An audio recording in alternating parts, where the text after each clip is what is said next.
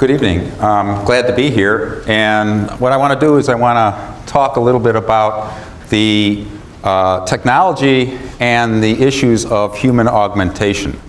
It's a topic that is going to get more and more visible and more important as time goes on because of both technology advancements and of other social constraints that will bear directly on how we handle it and how it's accepted. So first let's talk about, well, here's what we're going to do. We're going to first define what do we mean by augmentation, because there are very different meanings that you can ascribe to that word, and we need to ground ourselves in a definition before we can talk about it. And then we'll go and talk about the technology and their trends, and then we'll talk about the social issues, which in my mind are sometimes, even though I'm a technologist, they're more interesting and more difficult than the technology. And then we can hope we can have a vibrant question and answer period. And during the talk, if you have any questions, please raise them, because sometimes if you keep them till the end, you lose the context and you may forget them. So let's talk about what do we mean by augmentation. Do we mean making us the Borg? Do we mean, you know, becoming less human, becoming a cyborg, a human-machine hybrid? A lot of people think that's what human augmentation is, and it's a source of a lot of anxiety for people when we talk about this.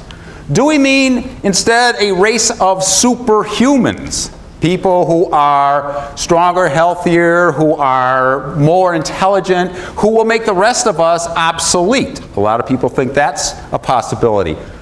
Or are we talking about just enabling people, everyday people, in the course of their lives to live life more fully, longer, and to enjoy themselves more? So what do we mean? Well, this is what I mean by augmentation. The ability to compensate for missing or injured capabilities. If something happens to you and you lose a limb or you lose some cognition capability, you can compensate for it. Markedly improved traits and abilities. You can become more intelligent. You become more faster reaction time. Longer and better life. Longer and is very important, because if it's not there, then what's the point? So longer and better life, and improvement of the human gene pool. Now this one is much more controversial, and we'll spend some time talking about it, but that's also a component of human augmentation. So basically I would eliminate the Borg. Okay? We're not talking about machine human hybrids in the sense that we lose our humanness, we lose our individuality. We will have artificial elements in our bodies. Many people already do, but they will be to promote and enhance our humanness, not to overtake it. So that's what I mean, and that's what the talk will be about, augmentation of humans. Now let's talk about the dimensions of augmentation. We can divide the space of augmentation into artificial means and natural means. We can also talk about augmenting the body and augmenting the mind. And within each of these quadrants, there are technologies that we can apply. So for example, we can apply implants, which is an artificial means of enhancing the body. We can apply exoskeletons. These are skeletons, these are mechanical skins or frames that you actually put on that will amplify your motion and your strength. The Army, for example, is looking at these very seriously. We can also provide intelligent prosthesis. These are legs and arms and ankles and wrists that have embedded computer and sensors that more faithfully mimic the actual behavior of the real thing. We can also provide silicon tissue interface, interfacing silicon chips with human tissue, also known as wetware, and we'll discuss this. And finally, more further out, we can talk about brain-computer interfaces, actually interfacing the brain with a computer, and that will augment the brain's or compensate for missing or damaged capabilities. So that's some of the things we can do artificially to enhance the body. Now, for the mind, We can do things like cognitive enhancement drugs. These are drugs that are either taken off-label for purposes other for which they're prescribed, or more exciting, are drugs that are now being designed solely for the purpose of enhancing cognitive ability. We can also provide silicon tissue interfaces that will provide enhanced capabilities for the mind. And we can also use brain-computer interfaces to enhance the capability of the mind, whether it's overcoming a condition, brain impairment, or some other reason. So those are some of the things that we can do artificially to enhance the mind. Now let's look at natural things. Well, the one thing that we can always be sure of, to some extent or another, in terms of enhancing humans, is evolution. Evolution, however, is so slow. It works over such large distances, geologic times, that we don't usually see it, and therefore we tend not to talk about it when we're talking about human augmentation. But nevertheless, it's a valid approach. Do nothing else, let nature take its course. We can do transplants. By this I mean taking tissue from yourself, taking bones or other material from yourself and relocating it where it will service some other purpose. And I'll explain some of that. We can talk about gene therapy, where we treat or modify or activate or deactivate individual genes to promote or prevent certain conditions appearing. And finally, genetic engineering, which is a more radical and far-reaching operation on genes where we actually change the genes themselves. We actually can alter the gene's behavior, not just turning it on and off, but alter the way it's expressed. Okay? And these two are important because those are passed on to future generations, okay, through reproduction. And so they can permanently change the gene pool, where these other things, they are not passed on because they are not genetic. If we look at natural ways to, oh, and the other thing I want to talk about is tissue engineering. This is where we actually grow tissue, human bones, human muscles for use in people. That's further out. In this chart, the larger the term is, the more near term it is. The smaller the text, the further out it is. So if we look at natural mechanisms for the mind, again, it's evolution. Over the last several million years, our brain capacity has tripled. That's evolution, but people don't really want to wait around for that. Gene therapy is a natural way of augmenting cognition, of improving the mind, and genetic engineering. Although a lot of people are, you're fooling around with genes that control the brain, and we'll get into, the real issues. That's why we may not want to go there, but nevertheless, that is a possible approach. And finally, tissue engineering. Brain cells cannot replicate. They cannot, if they die, they can't be regenerated. But through growing tissues, we can possibly achieve that. So these are some of the techniques that are in the realm of human augmentation, depending on whether you're talking about artificial or natural means, or whether you're talking about the body or the mind. And we'll touch on all of these. But first, let's talk about the technologies of human augmentation. What are the actual technologies that we can bring to bear in order to enhance or augment our capabilities, whether it's in the body or in the mind? In the beginning, and pretty much now, we had what we were born with, okay? If you were born with a lot of slow twitch muscle, well, you were never going to be a sprinter.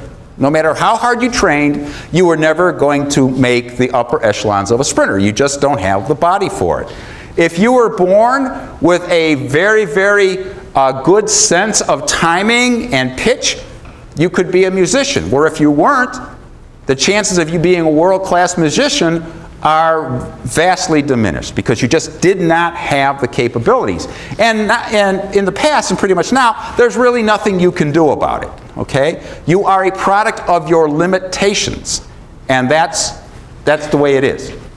But, so medicine and technology were pretty much concerned with healing, taking what you had and making it work if it broke down. That's pretty much all we can do. But now, many parts of our bodies have artificial replacements. Every one of these, and some of these you cannot read, but I can read them off to you, can be replaced with something artificial. Hair, eyes, ears, arm, bladder, skin, knee, blood vessels, ankle, bone and cartilage, leg, bodies, penis, nerves, organs, heart, and breast. Every one of those has an artificial analog that can be placed into the body to perform the action that the natural piece cannot do anymore, or that you are missing. And that's not all. We're going to get more on the way. So cognitive enhancement drugs we'll talk about. There's an artificial spleen that is being developed. Artificial blood has been developed and is showing great promise, especially on the battlefield. And artificial pancreas is being developed. These are artificial constructs that can then be implanted into the body to replace a malfunctioning or missing bodily component. So now technology and medicine are concerned with enhancing. Now you open the possibility to say, okay, well, instead of just giving you regular artificial blood, why don't we make it more resistant to something? Why don't we make it, to clot faster? Or, you can actually enhance the artificial piece that you're doing. And so now medicine and technology will be concerned not only with healing, but with enhancing, because we have the capability to replace. So these are the areas, and now let's look at some of the technologies. The first one is what I call the human-silicon interface.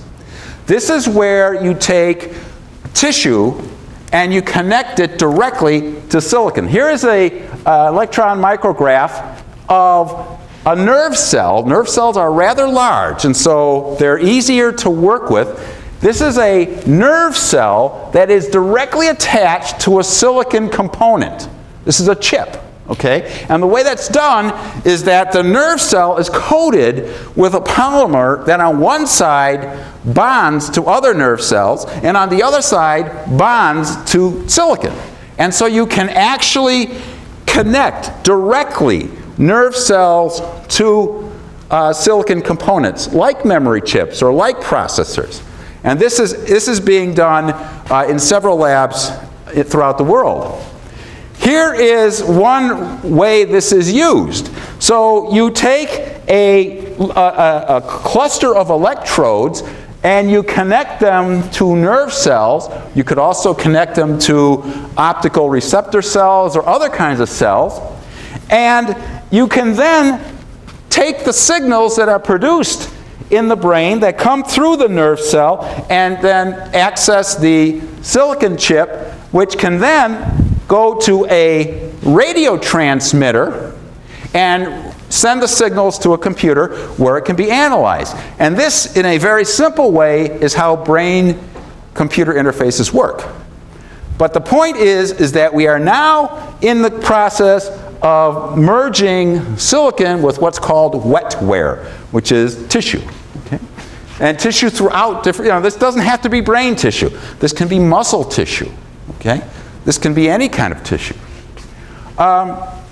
Here is an artificial eye that's being developed, and you see the gray part in the upper part of it. That is a series of CCD elements, charge-coupled device elements, that take light and convert it into electricity. They're acting as the rods and cones of your eye. And this signal can be sent along to the body, to the brain, and in fact can bypass a damaged optic nerve. Okay, so in some people who are blind, it's because their optic nerve has been damaged. This artificial eye, which has a camera coupled to the CCD array, can then send the picture, the image, bypassing the optical nerve directly to the brain where it can be processed. And right now we have people who are using these. They cannot see as well as you can, but they can see well enough to do some of the activities of daily living. Like they can walk around an area and avoid obstacles. They can discern several shades of gray. They can discern major shapes. Okay? Certainly can't see as well as we can.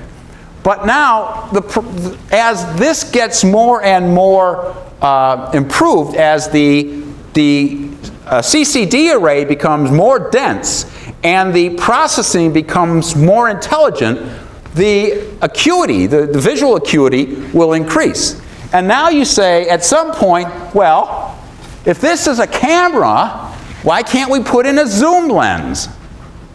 So now, the person that has this will actually be able to zoom in with their eyes and see things you can't possibly see. Okay? They will have better eyesight than you will. This is a very interesting, well, let's get back to this in a minute. This is an artificial arm that is hooked directly to the shoulder, where the actuators and the motors are connected to chips that are directly interfaced to the nerves of the shoulder. Okay? So the person is trained to think certain thoughts and the arm is moved. Okay? So these are the kinds of things that are being developed, and I'll talk about one specific one at the MIT Media Lab in a minute. But these show great promise. These are called intelligent prostheses. Okay?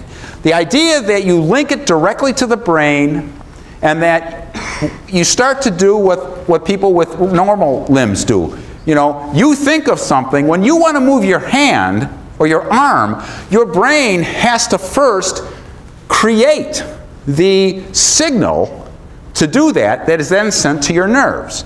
Well, those same signals can then be sent to the shoulder, you know, down through the head, the neck, into the shoulder, and they would normally go down the arm, the forearm, and the wrist into the hand.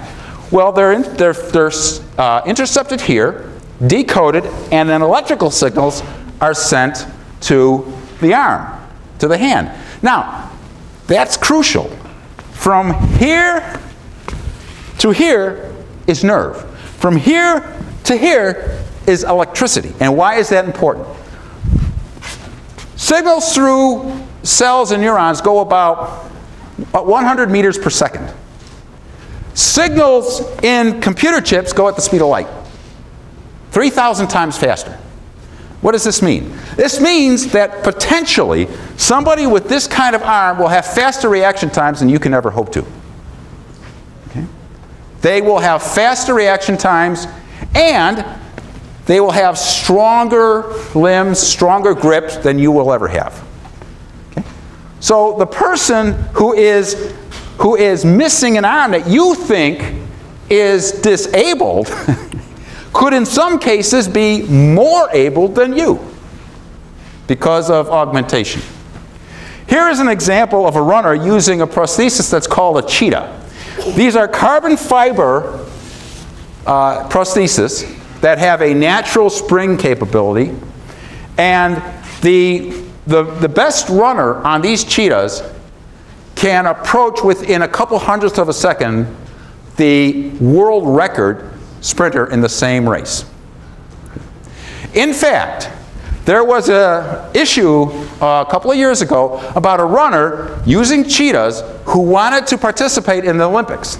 The International Olympic Committee said no. They said he would have too much of an advantage over the runners who had regular legs. Now think about that for a moment. We have the counterintuitive example of a person who is a double amputee being told they can't participate in the Olympics because they run too fast. Okay. These are the kind of things that we're going to be seeing more and more as people start using this technology. And finally, this is a contact lens. It's a contact lens with a 4x4 pixel LED matrix. Okay? It fits over the eye like a normal contact lens does, and the wearer actually sees patterns when the LEDs light up. Okay? And it's practically as flexible as a regular contact lens. Now, 16 by 16, I mean 4 by 4 matrix is only good for the simplest numbers and letters, you know. But, you know, you can imagine over time, instead of a 4 by 4, you have a 400 by 400 pixel matrix in a contact lens. Okay? Now, the problem is, how do you power this thing? Well, there's various wireless powering techniques. This doesn't require a lot of power. They're LEDs. And so you're talking about maybe RF, temperature gradient, whatever, different ways of powering. And now the person puts on their contact lens, and they've got a heads-up display. Okay. So these, and this can be used in corrective contact lenses. Okay. Right now, this is only being used on mice. Okay? So it's a ways out. But clearly the trend is here. Okay? The trend is clear. We are going to have opportunities to provide new ways of displaying information that are very tightly integrated into our own bodies. Okay? So that's the contact lens. So these are all examples of the human silicon interface, taking artificial elements and interfacing them to greater or lesser degree with the actual human body. And I'm not talking about just by wearing, I'm talking about much, you know, it goes into actual nerve to silicon connection. This is Peter Warrick of Reading University in the UK. What he did is he implanted in his shoulder a radio transmitter and hooked it up to his nerves in his arm. Okay? So, and the radio transmitter was hooked to the internet. His wife had a similar implant, and he stayed in the UK, she flew to America. And when she did this, he did this. Okay? Because she would think about it. The signal would get sent down to her arm. It would be read by the implant. The implant would then send the signal to a computer. The computer would send it to the internet. The internet would send it to a computer in England. It would go to his implant in his arm, and it would fire off the nerve signals, and his hand would close. Okay? So now that's what I call spooky action at a distance. Okay? Here he's showing it where he's controlling another arm, a mechanical arm. Okay? The idea is the same. It's going to a computer. This is hooked to a computer, and it's responding. Okay? So this is an example of, to my knowledge, this experiment was never approved by the college ethics board. This was done several years ago, and that gets into this whole issue of ethics that we'll talk about later. But clearly, this is a peek into a potential trend that we'll see happening. This gentleman here is Professor Hugh Hare. He is the director of the biomechatronics lab at the MIT Media Lab in Cambridge, Massachusetts. And this is his lab, and they are making intelligent prosthesis. They are taking computers, sensors, and they are making prosthesis that actually mimic the power curve of the real limb. This is the active powered ankle. It's the first ankle of its kind to follow the power curve of the real ankle. When you walk, you put your foot forward, and as you transfer your weight, your ankle actually actively powers you forward. It pushes off. So not only does it support you, but it actually pushes off. It uses its muscles to actively push.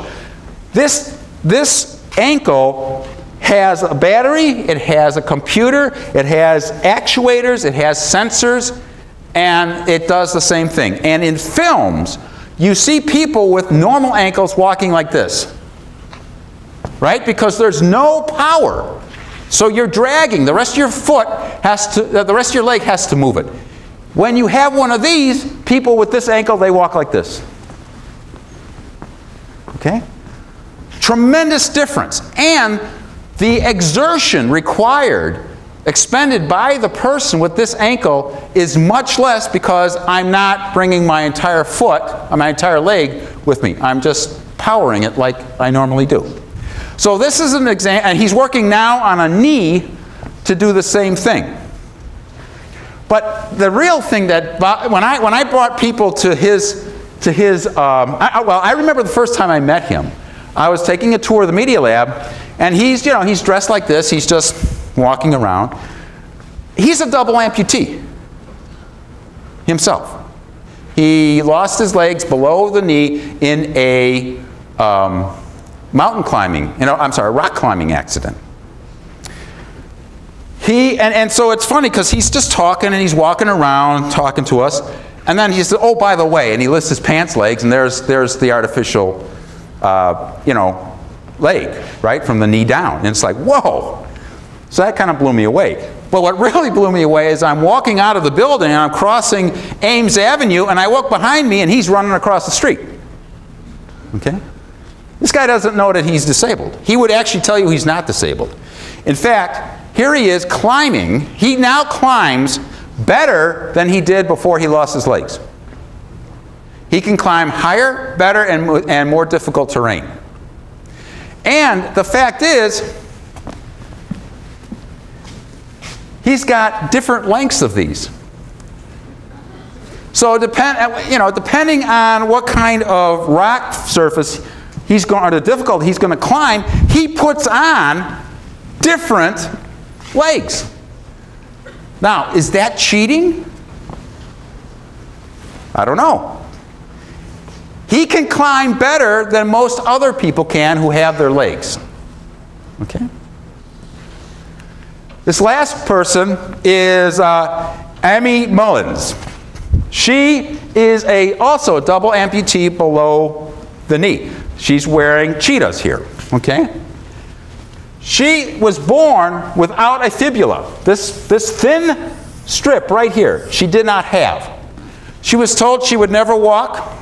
She'd spent her entire life in a wheelchair. What her parents did with the doctor's consent is they amputated the legs. They amputated both her legs. Okay?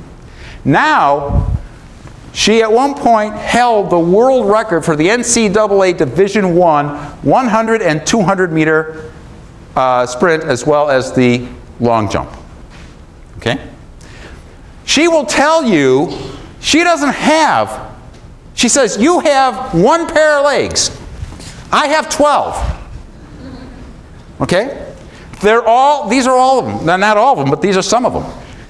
Here she is at one of the events she was at with her, what she calls her glamour legs.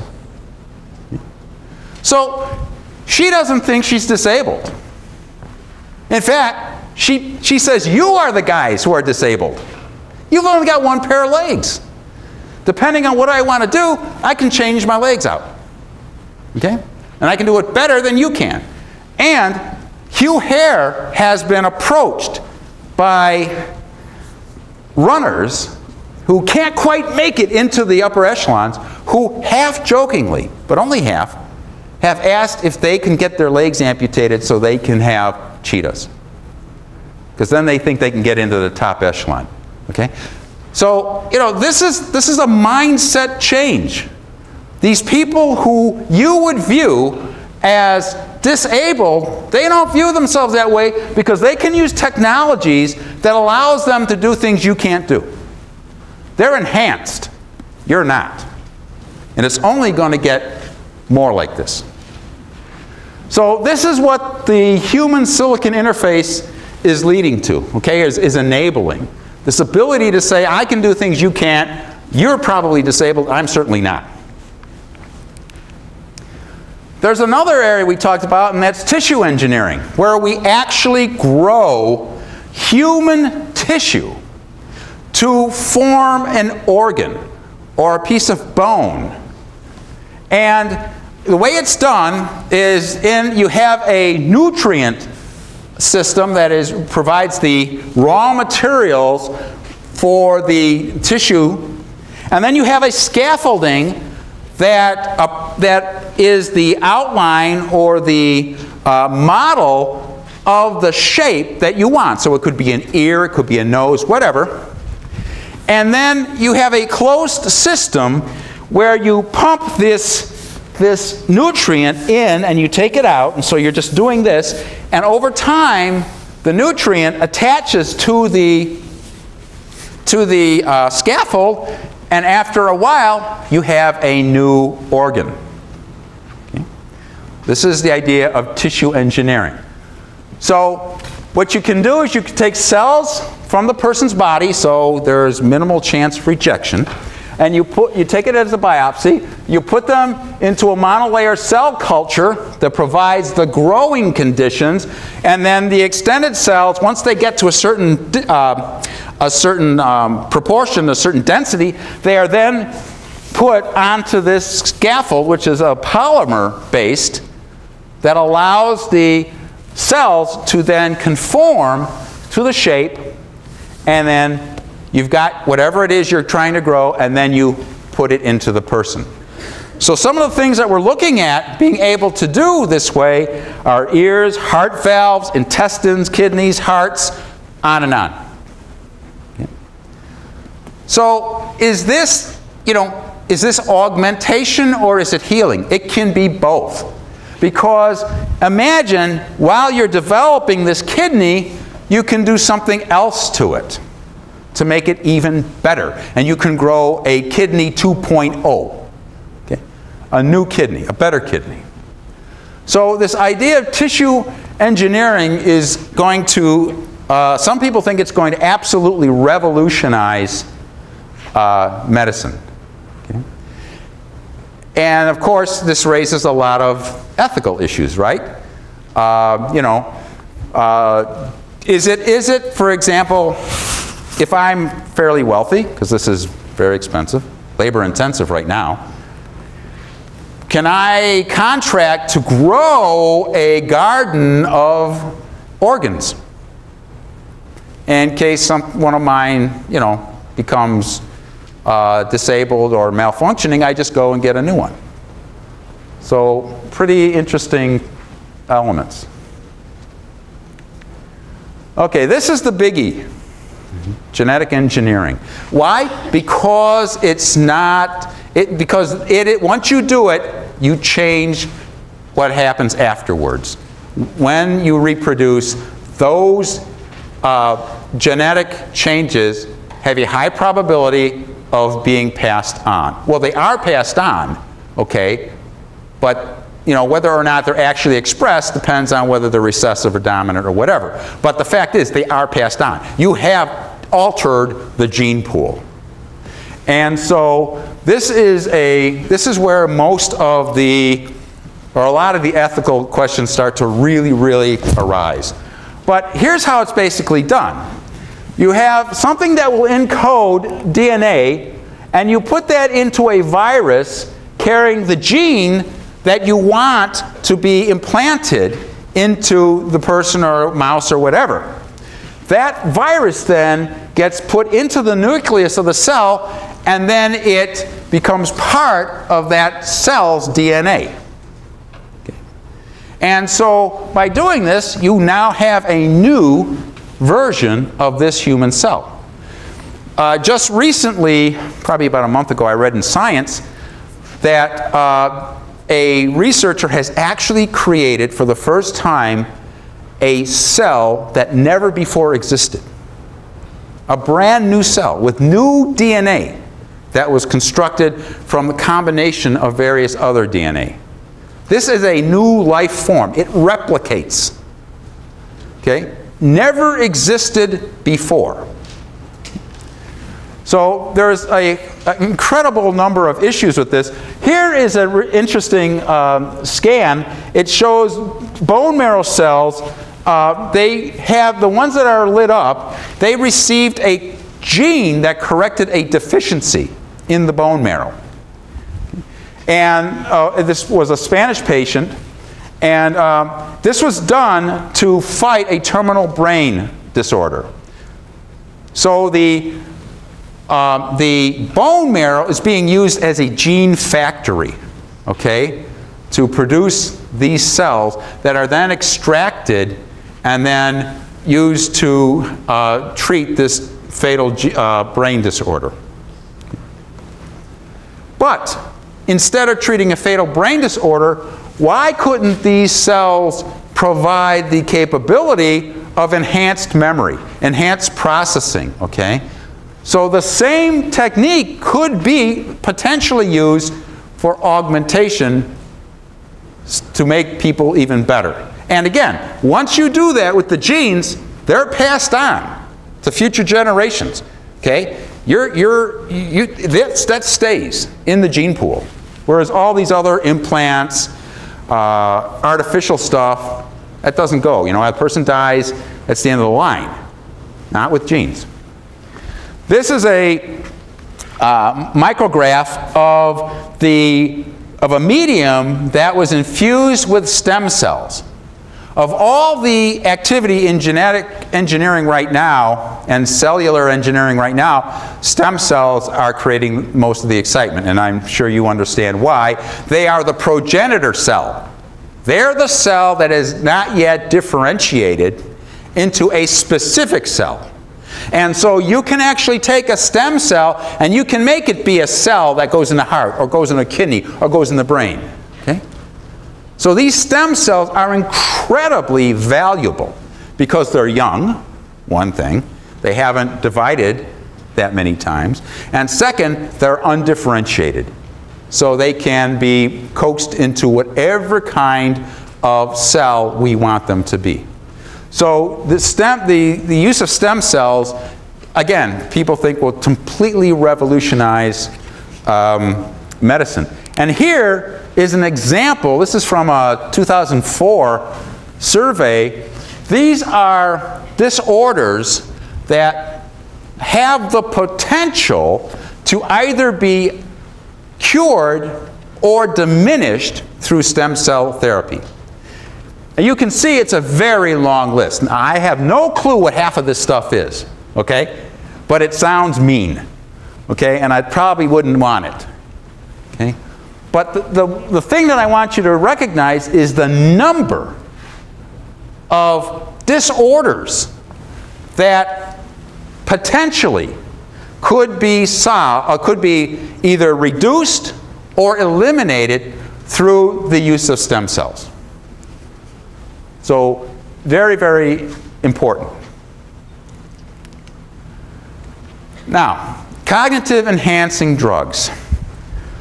How many people here know about Adderall? I mean, obviously, you probably all know about Adderall, right? It's used off-label as a stimulant to keep you focused, keep you, concentrating, help you concentrate. A lot of people say that it's wrong to use these drugs to enhance your cognitive capability because you have an edge over the people who don't. And there are other people who say you have the obligation to use it so that you can contribute to society at your full potential. So, that's where things are going. If you look at trends in the use of what are called neuroenhancers, it's also called nootropic medicine. Over 1 in 5 of people under 25 years old have used cognitive enhancing drugs. And some of them use them routinely. Okay. And this is based, and they're using only what's available today. What's really exciting is that we are on the threshold of developing what are called designer enhancement drugs. These are drugs that are designed for a specific cognitive ability. So you know, you don't use something off-label just because it happens to have a side effect that you find desirable. You take this pill because it is guaranteed. It was designed to help your memory or to help your concentration or to help your reasoning ability specifically.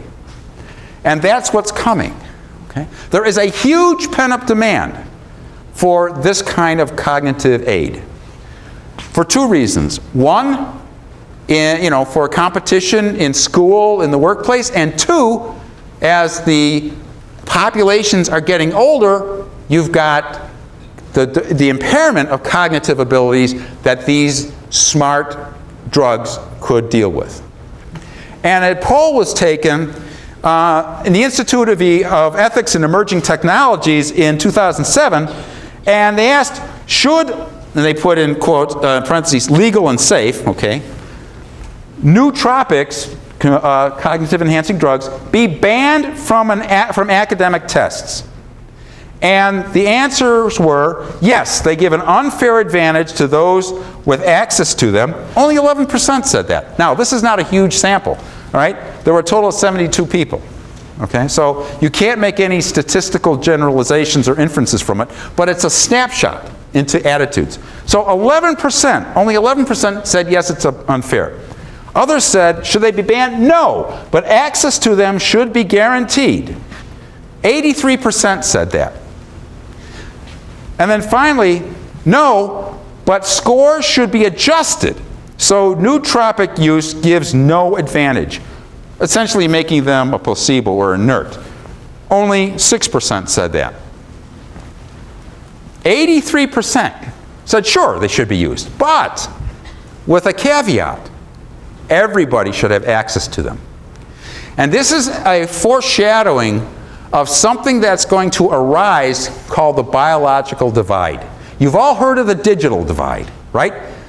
People with access to digital technologies, computers, wireless networks, cell phones, they have an advantage over people who do not have access to digital technology. They can find things faster.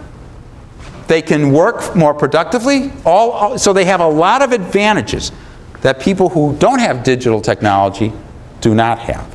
It's called the digital divide. We are now on the precipice of starting a biological divide. Those people who have these biological and chemical enhancements and against those who don't. And so in terms of cognitive enhancement, the idea is, yes, make them available. You should be able to use them. They should not be banned, but make sure everybody has access to them. Now, I don't know what the attitude, what the results would have been if you said, no, they should not be banned, but they should be available to whoever can pay for them. It would be interesting to see what percentage would say that, but that wasn't asked. So this idea of cognitive enhancement, I mean, imagine you're able to go for 18, 24 hours straight studying without feeling tired and without losing your concentration. Imagine that you're able to remember every single thing that happened to you going back 10, 12, 20 years. Or imagine that you're able to figure things out instantly. This is the kind of things we're talking about with not only cognitive enhancement through drugs, but what happens if, remember I talked about the silicon human interface. What happens if I put a memory chip attached to the area of the brain that handles memory? And now I can remember every single thing I hear. I put in a processor that allows me to instantaneously correlate other things that I've seen and retrieve the memory that is relevant. And as a bonus, I can do math, calculus, differential equations in my head. Okay? Reminds me of a episode of Star Trek where they're looking for some guys on the planet and they're trying to, get out of a situation that requires a fairly tricky maneuver dealing with gravitational attraction and the slingshot effect. And Spock is, standing there, and McCoy says, do something, do something. Shouldn't you be working on your orbit calculations? And he goes, I am. Okay? He could do them in his head. Imagine if you could do that. So that's what we're talking about. So now let's talk about one of the ways in which this could happen, the brain-computer interface. So here's the basic ideas of a brain-computer interface. You have and here's two ways it could be used. You have an electrode implanted in your arm that receives signals that bypasses a damaged body part. Now here, it's a damaged muscle and nerve areas that don't allow you to use this arm. Or you have an implant that connects directly, you have the artificial arm that connects directly to the nerves. And so you think of doing the action, or you think a thought that you have correlated with doing the action, and the action occurs. Now, in the early, I think it was 1983, when they first started looking at this with monkeys. They hooked a monkey up to a computer, and they interfaced the computer with the monkey's arm nerves. And the monkey was supposed to pilot a joystick, okay? And at first, the implant wasn't there. He was practicing. He would move the joystick to move a dot on the screen, and he'd get rewarded when he would do a specific pattern. So the monkey learned to do that. Then they put in the implant, and he started doing it again. Then they disconnected the joystick. So the joystick did nothing when it moved. The monkey still was, doing it, but the instructions were coming from his brain into the implant, going to the computer. Eventually, the monkey just dropped its arm, and it just used the implant directly. But when it did that, it became disoriented because the reaction time was much faster than the monkey was used to. Because, again, the instructions were being sent via electrical pulses, which goes 3,000 times faster than the normal nerve pulses. So, we're talking about reaction times that could be quantitatively faster. We're talking about using limbs, your limbs that could not be used. Imagine instead of being an arm, it's your spinal column. People who have spinal cord injuries and are paralyzed, this is one of the most promising areas of using implants to bypass the injury and let people walk again. Okay? Or you lose an arm, you lose a limb, being able to control it by thought. That's the way computer-brain interfaces work. Now, it used to be, these things used to be very invasive. This is one of the very first research subjects recently at Emory University. They actually drilled a hole in his skull, put this receiver attached it to the device underneath the skin, which was an array of electrodes that sat on certain areas of the brain. And this was this person is a quadriplegic in a wheelchair, and you can see it's very invasive and very cumbersome. This is where it's going now. You put on a cap, and it's just surface contact with the electrodes and wires. Nothing is invasive. It's completely non-invasive. And in fact, there are games that are coming out. This is one of the companies makes this. These are all electrodes here. There's 16 of them. That you can control the game with your mind. Okay?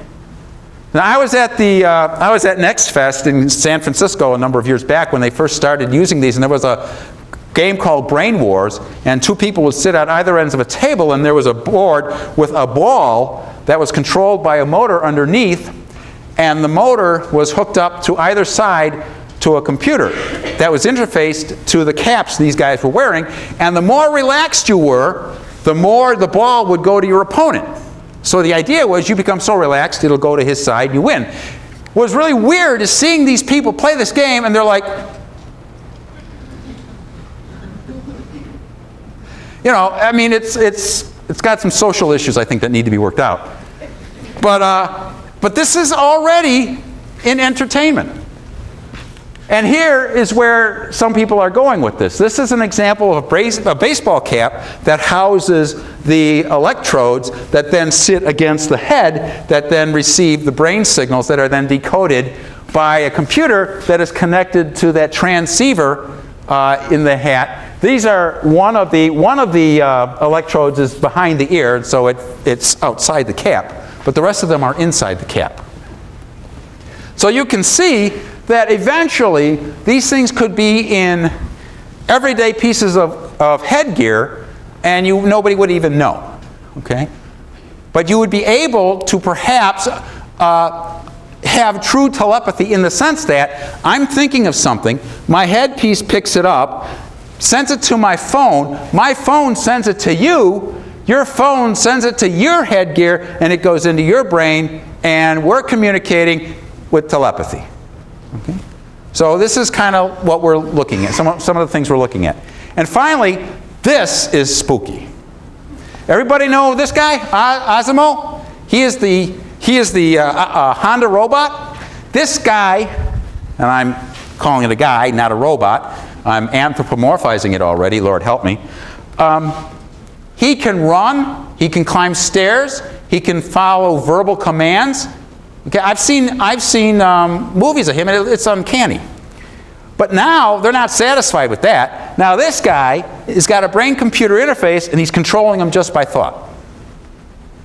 So the parallel technology that's going to make a difference, a big difference that we're not talking about, is robotics.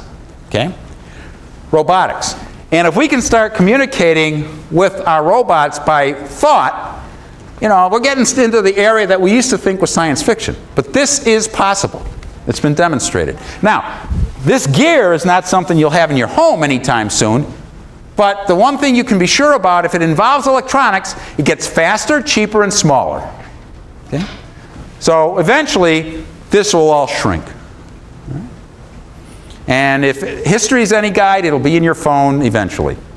Everything is in your phone. Speaking of phones, the phone is going to could end up playing a major role in this cognitive enhancement. Because the phone knows a lot about you. It's being interfaced with sensors that can take on your heart rate, can take on all kinds of things. It can remind you of people. So a person comes up to you, your phone camera takes a picture of them, goes on a database, and it sends it to your brain saying, this is person so-and-so. And you say, oh, how you doing? Even though you don't really have a clue of who that person is. They think that you remember them. The other thing is we call something cyber twin. When I did 10 years of applied research in wearable system design, and we came up with this idea of a cyber twin.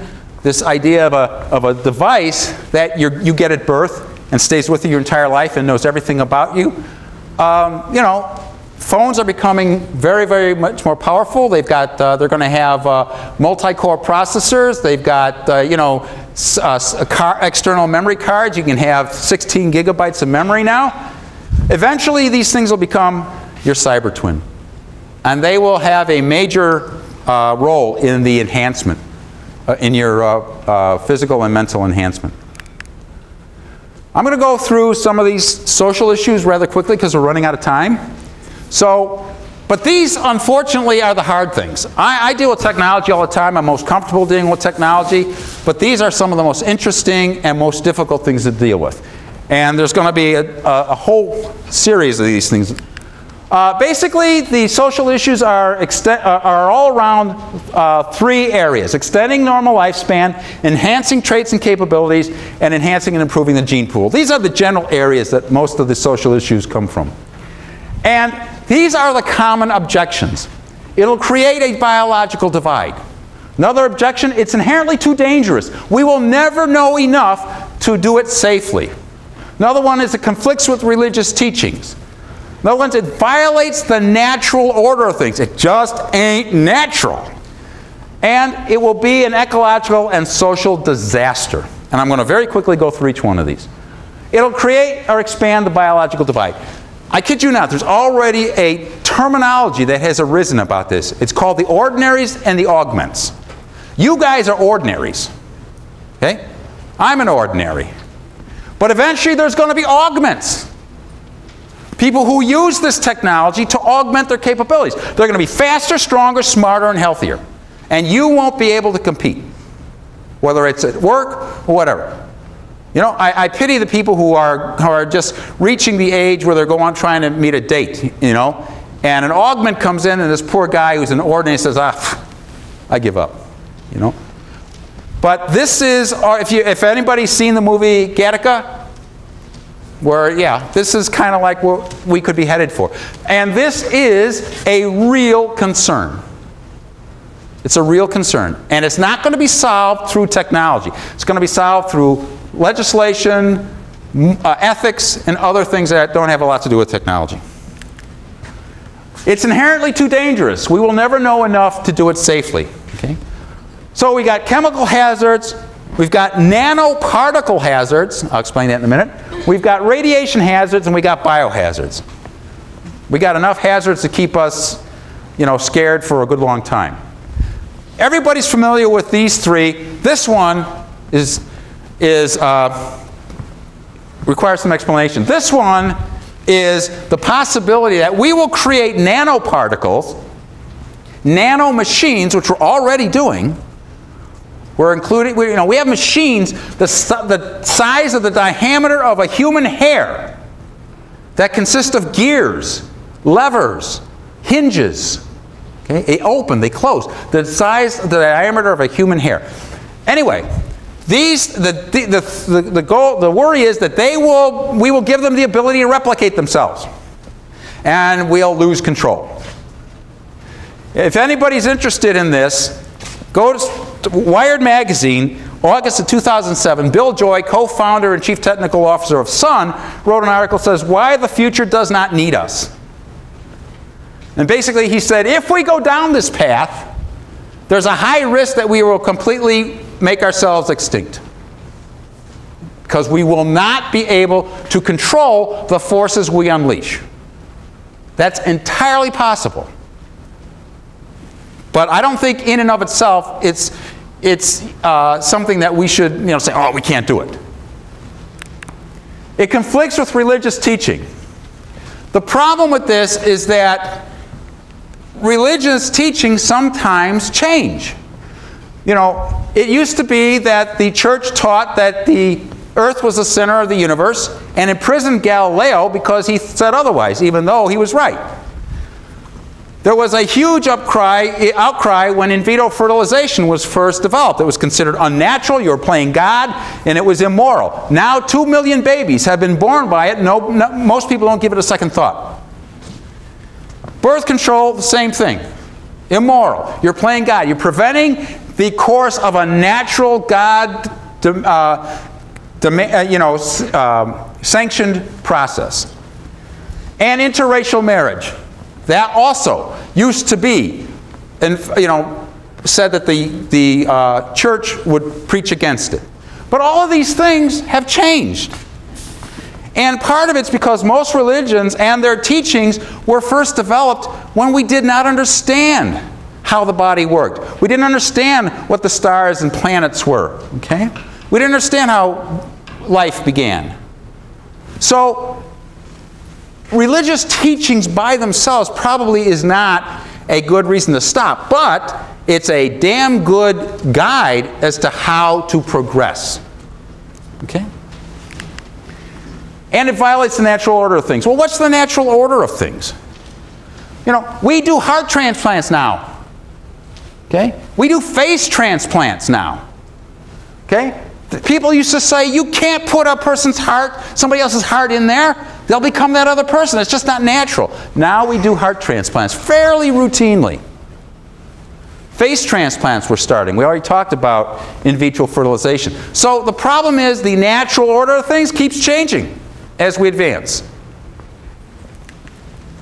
This is the one I think has the most teeth.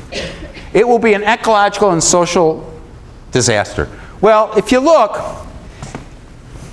at mortality rates caused by most disease in the developing world, they're clearly going down. People are living longer. And we've seen some of the issues that that's bringing up. How do you ration resources to people that are older and need more of them?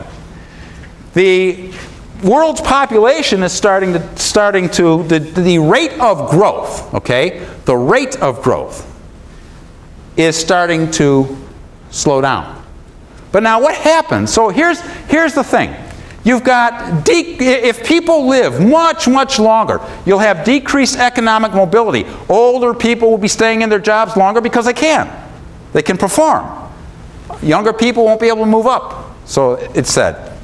But this is probably not as big a deal as you think, because those people will be able to produce more, and the idea is that the economy will grow and you'll have new opportunities. Finite resources. There will be more people competing for fewer resources. That is a big deal. Economic disparity. We talked about the biological divide. This could be an issue. Declining death rates. This is what most people say, oh my God, we can't extend life because all these people on the planet, it'll just go nuts. Well, that's not really an issue, because even if everybody started living to 120,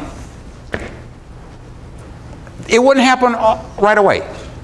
And unfortunately, people still die of accidents, you know, and wars and all this other stuff.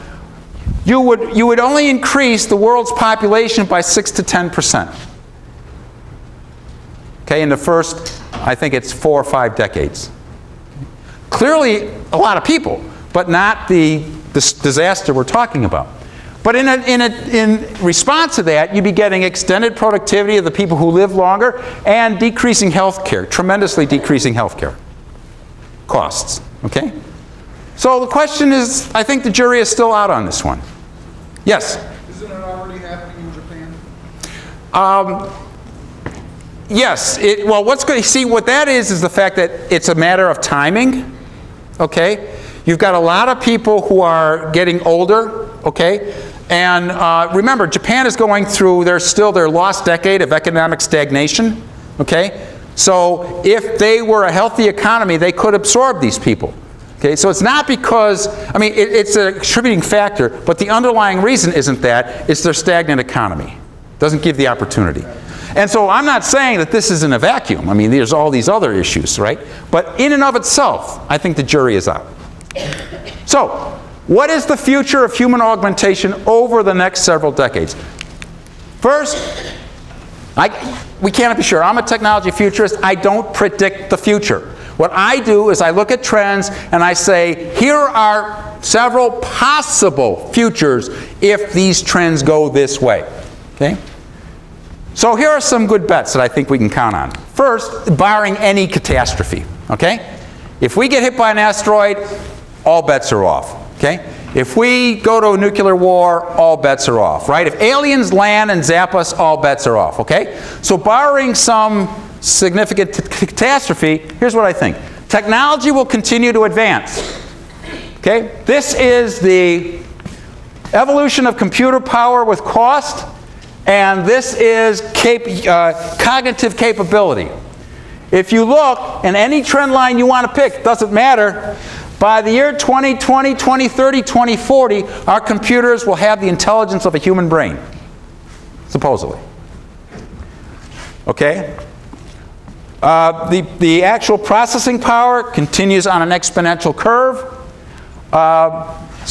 And the capacity, memory capacity, is actually growing faster than Moore's law. This is growing at about Moore's law. Memory density is growing a little faster than Moore's law. But let's inject some reality here. This, this is blade trends in shavers, okay? So we take Gillette safety razor, had 1 blade. Okay. Then the Track 2 came out with 2. Mach 3 came out with 3. Quattro with 4. Fusion with 5. Holy Moses! I'm going to have a blade. I'm going to have a blade with 13,000. I'm going to have a razor with 13,000 blades in it. And it's going to happen before I'm 40. Okay? Well, what is it? This is an example of a Malthusian evolutionary trend. What it means is you simply take a trend and in isolation you extrapolate it based on an initial growth curve. All right? No futurist does this. Or if they do, they should be fired. Okay? And even if you do a power law curve, which doesn't grow as fast, by the year 2100, these poor people are dealing with 14-bladed razors. Okay? Now, is all this nonsense? Not really. When I say is all of this, I mean this idea of an ever-increasing PC capability. Because what happens is that doesn't happen. That's a Malthusian growth hypothesis. What happens is you get a logistical growth behavior where you start to grow because you are able to produce a lot of new things with resources, but then the resources start to constrain you. And then your growth levels off.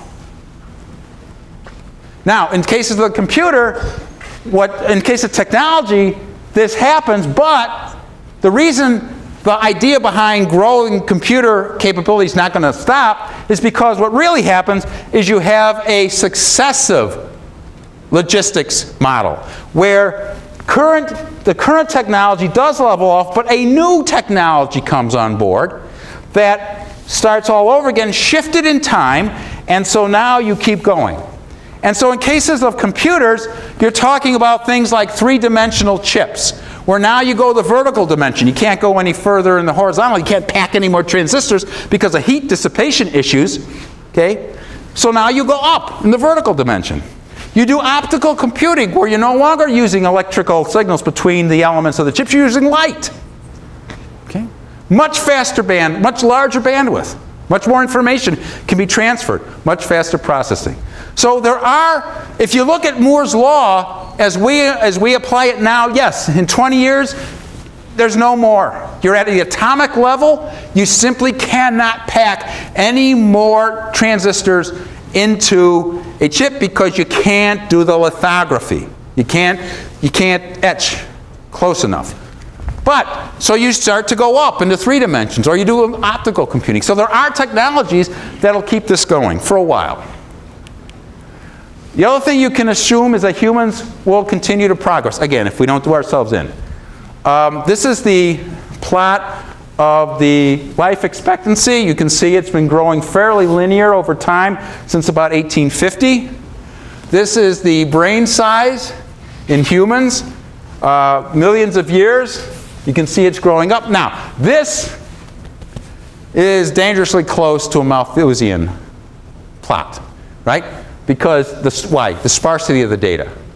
There's just not enough data here to make it a really good prediction. But it's better than if it was going down, right? And depending on your attitude toward how we're progressing, it may be going down. And finally, human augmentation will be controversial, I guarantee it. And these are some of the areas that are going to be playing. Ethics, regulation, legislation, enforcement. How do we enforce the laws we make about what people put in their bodies? Education. How do we educate them to make the best use of it? Resource allocation. Who gets these implants? Who gets these cognitive enhancement drugs? Cultural integration. What does it do to a culture that allows a biological divide to become widespread? And prioritization. These are all issues that will be present. And it probably cannot be stopped. This is the one I'm most sure of. You're not going to stop it. I've never known a technology that will, make you better and have such potential that has been halted. It may be slowed down, it may be altered, it will not be stopped. So we've got to start thinking of how we're going to deal with it. Thank you.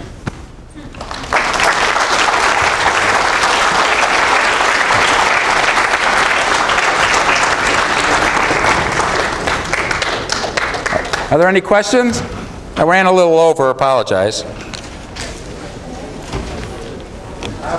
Yes? Is there a possibility that this technological development will lead to the development of telepathy? Yes, but only through the intermediation of technology. I don't believe, I mean, we don't know how to do it direct, right? Mind to mind. But through, brain-computer interface to your cell phone, my cell phone to your cell phone to your brain, yes. Yes. Hmm? Yes. I'm just curious as to what your opinion would be towards, like, when you brought up the intelligence proposition. Yes. As to, and with that in conjunction with things like the, what was it, the gene technology, and things like that to make people stronger, faster, Yes. all that sort of thing. I was just wondering, in conjunction with those things, how you think that could be controlled as to, as you were alluding to, with rich people being able to do a whole bunch of things, and whereas poorer or middle class people could not, whereas crime could happen, Sure. or wars, or all these other things with these technologies, and how that could, cause some gigantic war for the world. Yeah, part of that is technology-oriented, but most of that is not. It's social issues. But let me give you an example. In the developing world, what's called World II, you've seen, in terms of adoption of computer technology, in terms of adoption of digital technology, you've seen a behavior where they are adopting digital technology, much faster than we did, because they come late to the party. So the technology has already developed and matured, and it's become cheaper and more and smaller. So I'll give you a concrete example. In Africa and places in like Central America, South America, there are no landline phones in some places. It's all wireless. It's all cell phones. They haven't had to invest all the money and time in the wireline infrastructure because they don't have to. So they're catching up with us much faster. The same thing could possibly happen here. For a while, you will have a fairly serious biological divide. But as the technology becomes more mature, it'll become cheaper, it'll become safer, it'll become more easily deployable. It is possible then that the people who are getting it late can make much faster progress and kind of like catch up. Okay? That's not assured, but it's a possible scenario based on what's happened with digital technology. I think it's going to be a very, very difficult next 30 years as we try to hash this out. And I don't know where it's going. But I know that we've got two choices. We either embrace it and we try to control it and we try to understand it, or it goes underground and it's still going to happen and we won't see it and we won't be able to control it until something happens. We'll be in big trouble. So that's how I think you need to do it. Anything? Yes? Are scientists cloning people yet? No. Not that I'm aware of. I mean,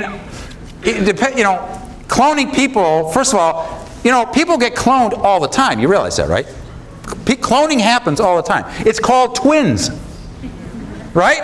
You start with one egg, one sperm, they get fertilized, and then it splits into two completely separate ones, and you have twins. So that happens all the time.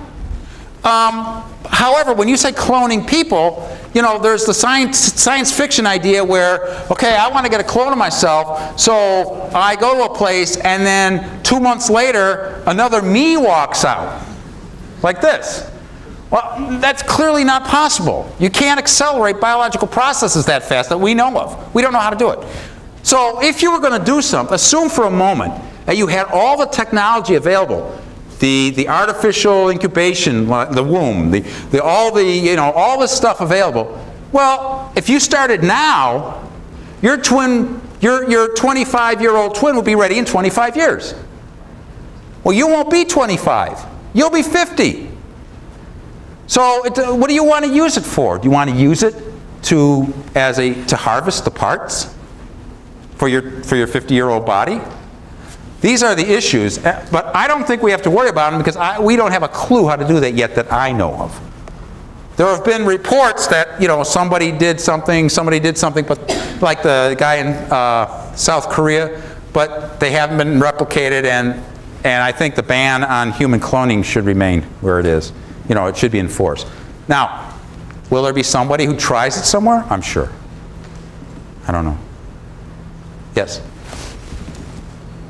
There was a couple parts where you said that people were in the future going to want to amputate their legs.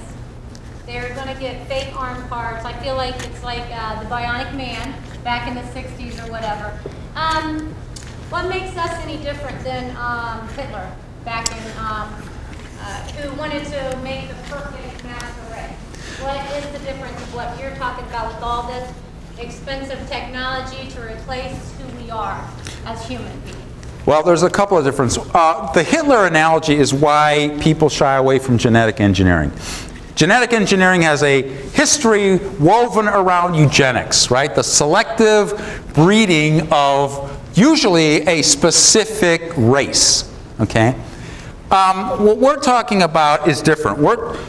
I'm not sure we should go the genetic engineering route, you know, so much because it's so complicated. I think we'll eventually do it, but then hopefully we'll be wiser. The idea of using bionics, using artificial limbs and all that, first of all, those things don't get passed into the gene pool. So when that person dies, you know, nothing gets passed on. The limbs don't reappear in their children, you know. I mean, that's it. It's not in the gene pool, so it's not self-sustaining. The second is that what will make us different than Hitler is our intent. It's not the technology. The technology is amoral. It's neither moral or immoral. It's amoral. It's what you do with it. It's your intent. And if we decide that we are going to only provide these enhancement capabilities to a specific group because we want to promote them above others, then I think we will be like Hitler. And we deserve whatever we get. I think our intent, hopefully, will be to provide this technology. Now, we're a capitalist society, so I think whoever can pay for it initially will get it. But then, eventually, it should spread. And maybe, you know, like there'll be it'll be bionic Medicare or something, you know, where people who can't afford it can get some. But it's really our intent that's going to separate us from Hitler. I'm pretty sure that Hitler thought his intent was really well. That's true. That's absolutely true. To get rid of the rat race. That's true. The little ones that aren't worth having. Yep. Like you were making a comment about how, you know, the augmented one is going to win out, and I have no chance with love with her because she's going to choose the augmented one. But I really have a problem with it. yes, but you already have that situation occurring in the what I would call the ordinary world. If I want to date a woman, and I go up to her, and all of a sudden another gentleman comes who is much better looking than me, who is much stronger than me, who's probably wealthier than me, I probably don't have as good a chance. So already there's competition. So you're looking for a shallow woman. No, because this happens all the time. We are bred by evolution to pick the mate that we think has the highest probability of succeeding in the reproduction of the species. So somebody who is strong, healthy, and rich has a much higher probability of providing an effective environment for reproducing than somebody who is sickly, who is weak. And I'm not saying this applies now, but it's inbred in us, this orientation. So we do have competition. We have competition in dating all the time. The difference is that we're just simply saying, if you have the capability to make yourself better, why not do it? provided it's legal and it's moral. Now, legal and moral, we have to decide what that means. Again, the technology is amoral, right? But one thing I can promise you is it's going to be, the technology will be there. And I won't support it. Well, that's, yeah, and there may be people who decide not to. That's the discussion we must have. People, but the fact that you don't support it, see, you've got to do more than that. You can't say, I won't support it. You've got to say, you know, because if you don't support it, everybody says we're not going to support it. Do you how many people here think that if I decide not to support it, it'll stop dead in its tracks? It's going to happen, whether you support it or not. The nuclear bomb happened. Most people, most of the Manhattan Project scientists, when they saw the nuclear bomb go off, they had no clue that the results were going to be so devastating. Having equations on a piece of paper is one thing. Seeing Hiroshima reduced to ashes with 100,000 people dead is another. They had no clue. So this stuff's going to happen. The best thing we can hope to do is say, how are we going to manage it? And that's not a technology question. That's a moral, ethical, societal question. So by turning your back on it, you're copping out. You're saying, I'm not going to be part, I'm not going to play, I'm not going to be part of the hard work to manage this. Okay? It doesn't matter. It's going to happen anyway. Yeah. Unlike a previous question, I think what you've said is exciting and it could improve the world quite a bit, a lot of this technology. And a couple of years ago, we had a speaker in to talk about genetically modified organisms in food, and she thought that this new technology is actually safer than what happens in so-called nature because we can test it out in the lab before it actually is placed in society. I was wondering if you agree with that, that the safety factor isn't quite as big since we can test these things before they get out. I think that's true for very simple things like a potato. I don't know how many genes a potato has, but I'll bet you it's not as many as we have. And the problem is interactions and causality. If I make a change to one gene, do I understand the secondary and tertiary effects throughout the organism? And it's a combinatorial problem, right? And you get so many genes that it gets to the point where how are you going to be able to understand? We have computer programs, Microsoft Windows, there's not one engineer at Microsoft that understands the entire operating system. Not one. There's 7 million lines of code, at least, last count I heard, in Windows operating system. Nobody alive understands how the entire thing works. Okay? Now that's nothing compared to a human genome. So we can test it. Well, in order to test it, we have to understand it. I think we're very far away from understanding it enough to even test it. And then if you don't understand it enough, as Windows comes out, how many bugs does it have? Thousands. Thousands. Because nobody understands the system. There's not one person that understands the entire system. And the human body is a system. And there's nobody, we just don't have a clue as how to understand it. So I'm not as sanguine about, oh, it's safer because we can test it. I don't even think we can test it. Not for a long time. We're having the right intention. The company you work for, obviously, intention is to make money, or at least that's the main goal. Is that a good intention? According to whom, though? For this technology. And for example, when dialysis came out, there wasn't enough of it to go around.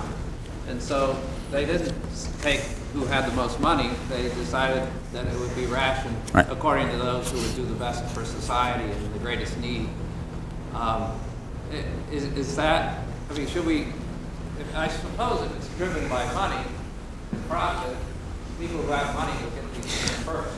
Well, but see, there's two issues there. the company that produced the dialysis machine made money, okay? I mean, they didn't tell them, you have to supply us with these machines at cost or at a loss. Because how long can you do that? So you've got to make sure that you keep the incentive to actually do the research, make the drugs, and make the devices and things like that.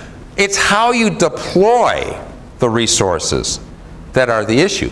Do you say if you can afford it, you can have it? Or do you say, you know, as a society, we have decided that this is a fundamental right, and therefore we are going to manage it as an inalienable right, as a resource that cannot be governed by the market forces? Or are you going to say, hey, if you got the money, you can have it? But in any event, you've got to allow the companies that make this stuff to survive. And so they have to make money. It's how you deploy the resources where the questions come in.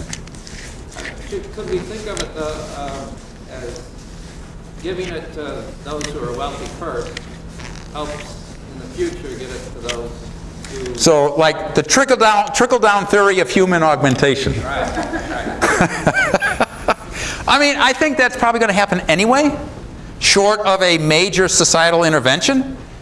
And that's the way it's always been, right? I mean, you've got a situation now where doctors are going what's called VIP and concierge service, where they are saying, I'm only going to take 400 patients in my practice, but they're going to have to pay $1,200 a year to me just to get in the door. Well, what happened to the other 300 that you used to see? Well, I'm not seeing them anymore. Why? Because they don't have the $1,200 to pay me. So this is already happening. People think, oh, this is the United States. We don't ration health care. Come on, people, we do it every single day. We ration it by your ability to pay. If you can pay, you can get any health care you need. If you can't pay, you get whatever you get in the emergency room. That's the reality. Okay, thank you very much.